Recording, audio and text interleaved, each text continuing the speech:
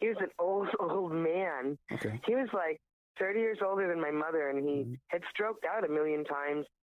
He was he had a weird he was in the Navy for 90 days in the middle of World War II and had an honorable discharge. So I always go, I wonder if that's where it started, Okay, let's take a little commercial break.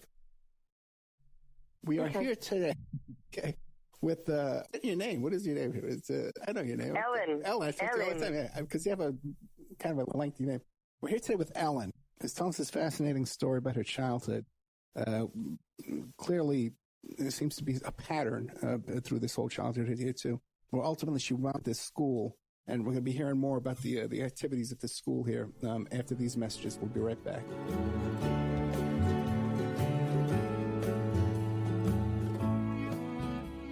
And now a word from our sponsors.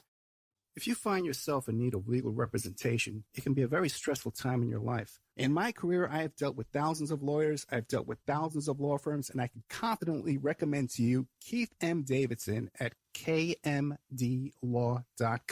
Available 24 hours, 7 days a week. Just log into kmdlaw.com. That's kmdlaw.com. Or you can call toll-free 833-4KMD-LAW. That's 833-4KMD-LAW. Personal injury, wrongful death, STDs, sexual assault, car accidents. They handle it all efficiently and professionally. It doesn't matter how imposing the opposition may be, because the team at kmdlaw.com are battle-tested and fierce. They will not stop until justice prevails. Go to kmdlaw.com or call toll-free 833-4KMD-LAW. If you're in for the fight of your life, stop screwing around and contact KMD Law. Are you ready to change your life, but don't know how to start? Is your stress and worries keeping you awake at night? Have you been battling grief, anxiety, or depression all alone? Have you lost touch with your own sense of being or spirituality? Soul Free Therapies offers professional and affordable live video streaming counseling and coaching services from the comfort of your own home. Sessions offered in English, Spanish, and Portuguese. Go to our website at www.soul-free.com and book your first session today. Hey, check out our brand new sponsor, Dynamic Solutions 2. That's the number 2. They offer a life-changing, dynamic financial solution. The finest in fast, professional, affordable credit repair. Is your credit in bad shape? Do you need a new car? Ready to buy a new house? You want to rent an apartment? Are you going to apply for a job? Any one of these activities, they're going to ask for a credit report, and they're going to check out your credit score. Let Dynamic Solutions 2 erase your negative credit remarks. They have affordable monthly prices. They accept Visa, MasterCard, PayPal options available. You go to www.dynamicsolutions, that's the number 2.com, or call 424-888-2820. 424-888-2820. Now, if you enter promo code ED or you mention Ed Opperman, you get a 10% discount. How's that? You get a free consultation, all negative items removed, get back in positive credit position. Dynamic Solutions 2, life-changing dynamic financial solutions. 424-888-2820. Tell them Ed Opperman sent you. You get a 10% discount. PureSoapFlakes.com, 218-568-2525. Have you ever heard of Castile Soap? Pure Soap Flake Company handcrafts fine soap bars, laundry powder, and concentrated soap flakes using organic vegetable oils from their northern Minnesota facility. Bathe your body and wash your clothes with Pure Soap products that are free of fragrance, GMOs, palm oil, sodium lauryl sulfate, and synthetic additives. Keep it clean, folks. Pure Soap Flake Company products are kind to living creatures and sensitive skin, safe for drains and waterways, and work great in high-efficiency washers and top and front-loading machines. They have a little promotion going on. Contact them to order some soap. Mention the Opperman Report. You're going to get a free gift. They're going to sing a little extra soap, travel size, soap bars and laundry soap, cleaning soap flakes. I've been using that stuff all day long today. Great stuff. Order today at puresoapflakes.com or give them a call, 218-568-2525, 218-568-2525. Pure Soap Flake Company is a proud member of the Handcrafted Soap and Cosmetic Guild. It's the Opperman Report. And now, here is investigator Ed Opperman. Okay, welcome back to the Opperman Report. I'm your host, Private Investigator Ed Opperman. We're here today with Ellen, who's a longtime Facebook friend of mine, a longtime listener to the show. And she's telling us about her experiences in her childhood of a pattern of abuse, manipulation, and even experimentation that winds up now we're at this private school in the woods with a bunch of troubled kids and some rich kids. And we're at that stage right there. Now, Ellen, I got a couple of questions for you. At this school, are you there? Yeah. Oh, yeah, I thought I lost you. Okay.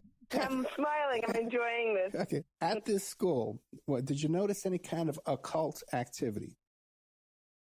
It's a funny thing. I did not, but okay. I will tell you that I was back there at a visit, and the old director was taking us for a tour, and he brought us to a cabin that had been built, and he said, "Oh yeah, when we had the opening of the cabin or whatever after they built it, the ceremony to say it's going to be occupied. Yeah, so we killed a chicken in a voodoo ceremony." I was like, huh? Because I wasn't there for that. And so it's a funny thing, but I wasn't around. We slaughtered a lot of our own animals, but I wasn't around for that. I made myself absent because even though I ate the meat, I really didn't want to see it made. Okay, now what about any of the kids? Were any of the kids around that time, there's a lot of heavy metal stuff like that, any of them into Satanism or the cult, witchcraft, New Age? No, okay. No witchcraft there, but when I ended up in California, I was in the Redwoods for a little bit on a school trip, and a bunch of women taught me how to read tarot. Okay. There's a lot of, that goes up out there in the Redwoods a lot, but I want to continue with this here at the school for a bit. What about, were there therapy sessions? Did you have to attend therapy sessions or medical examinations at the school? Not therapy sessions. There were sometimes community meetings, but there was this weird thing. There was a meeting that you could have, and it was called a ting. And it was, I don't know, Scandinavian or something. The whole idea was if there's a problem, they would go and ring this big bell, and everybody from the hill had to assemble, and they would meet until the problem was resolved. I only saw two of them once, and once I wasn't even a student, I was there on a week's vacation. But the one that I experienced, one of the girls said that she had lost $200, and for 3 days, we got maybe 6 hours of sleep a night, and we did not really eat because everyone was in the meeting, so there was nobody cooking. We just had these marathon meetings where everyone kept accusing each other. I think you took the money, I think. And now I look back at it and I realized that was probably some weird endurance thing. They were probably just seeing how long it would be before people turned on each other. Somebody must have been taking notes on that one, I think. Medical exams? Because I saw it. The medical was, now, the only thing I could say is we had a school doctor, and because there was so much promiscuity up there that we made a joke, like we would draw these maps of if one person got some kind of venereal affliction, how it would travel over, from cabin to cabin, and we used to thought it was hilarious. And this one doctor, the only thing I can tell you is that when we had to go to Mexico, he gave us all inoculations. When somebody came down with hepatitis, we all got the gamma globulin. So maybe we got shots that we didn't know what we were getting, but other than that, nobody, and we went to Planned Parenthood, and Planned Parenthood actually used us women, or girls actually, women, we thought we were women, girls, we were 15 by then, and they used us as liaison to the high schools in town, to bring them and stuff. I didn't, because, I thought it was a cool idea, but nobody was confiding in me. So it didn't work out that way, but that was the plan. Okay. Somehow we were supposed to bring it. Real quick now, because I know you stayed in touch with a lot of these kids on Facebook and stuff like that. Have any of them gone on to careers in the military or politics or occult? Oh, sure. Yeah. Okay. So, yeah, everyone seemed to do a lot better than I did. Okay. Actually. One was a librarian, one sort of like a performer that is notable enough, has a big enough presence that it's not worth noting. He went to California with me. The whole reason I agreed to talk to you was about California. Yeah, I know, and we're running out of time, so we better get into it. No, I'm not blaming you. I'm just saying that, I'm not even blaming you. I'm just saying that I met with him just recently, and he was the most fun, but he didn't fill me in on anything. One person that I'm really close to now on the internet, actually, one was a JAG. She was my roommate for a while, and she's a JAG now in the service. One of those lawyers. Yeah. and another one was a fighter pilot. And but it turns out a lot of these people came from big names like DuPonts and stuff. Gotcha. Okay. So some of them didn't really need to do much when they left. Gotcha. Now, because you wanted to tell us about a couple of school trips you went on. Yes, I do. I so desperately do this. The only thing that I'm going to get out of this, other than it's really fun talking to you, is that I took 2 school trips in the wintertime at the Hill. It was cold and it was costly to keep those little huts, the fires burning. So we all would leave, and they would use that place to hold. I don't know what they held there now. They said it was conferences, but who knows what was meeting there when we were left. And and everybody went to Mexico the first year. There's always a Mexico trip going every year. Okay. And other people went other places. But the Mexico trip was interesting. It was really fun. But like I said, later on I found out that we stayed the same place that Lee Harvey Oswald did, and that must have been, you don't just go to a friend's dormitory, a Quaker dormitory. You sort of need to be part of it and understand it's just not in the phone book like here's a cheap hotel. Mm. So now I'm thinking that was probably some kind of resting place for people. Anyway, we went away to the end of, up to the Yucatan, way before there was anything out there. And we were parked on this dusty beach, and all of a sudden our per diems were reduced. It's like all we could do is basically hang out in this little dusty village. And for 2 months we sat there. And I didn't mind. I was at the beach, even though I couldn't go out because it was too hot for my pace skin. And now I realized that we had been going into Merida on and off, and all of a sudden our per diems were reduced, so we didn't have money to travel in there. So I looked to see what was in Merida, what was going on in 75 in Merida. And I realized that there was CIA activity because they were close to Cuba, and they were trying to, whatever they were trying to do with Cuba, some Cuban thing. And then I realized that probably the guy that was traveling with it wasn't a teacher. He just was introduced to us as, he's going to be one of your one of your chaperones because he's going to interpret for us. He's from Spain.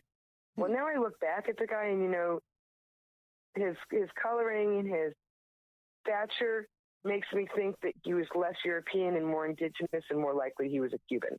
I've listened to the accents now, and his accent wasn't particularly Castilian, even though he said he was. So I'm thinking that, here's the thing. 2 things that stand out on it. One was that there was a girl that traveled with us, really, really dirty. She wore the same socks, and she cut her hair with a knife, and never bathed, and wore this one old lady wool dress wherever she went. Mm. And we just, she just was with us. And when we got to the Yucatan, she disappeared. She went to live some other place. I'm so self-absorbed, I don't even notice that, I know she's gone, but I don't care. I'm like, oh, good, that dirty girl's gone. So, when we were coming back, we traveled back across the expanse of Mexico. We get back in our van. We're traveling back to my school, and we pull into this truck stop, and she gets out. And we pull away. And I said, what happened to her?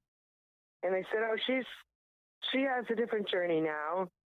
It's all in the books, because these hippies, we all have these journals, these trip journals, and everyone writes their feelings down. So I open it up. It's a bunch of gobbledygook about, I talked to Mother last night, and we decide my journey. And I'm thinking, well, aren't her parents going to be mad? I mean, somebody thinks she's cool. All right. But everyone seemed normal with it. And I was like, oh, well, this is good. I don't have to share a seat with the dirty girl. So I just went back to my thing. Well, that was weird enough. And I didn't think anything of it except for when I was when I was in San Francisco the next year, because we went on a school trip to California. I understand why you would take a bunch of students to Mexico, but what would they get out of being in California? Yeah. So we were a trip to California, and one of the things that was really weird is we stayed at the farm in Tennessee. St. Stephen with a rose, the whole Grateful Dead song. Right. He was St. Stephen. Well, it turns out, I know that after the weird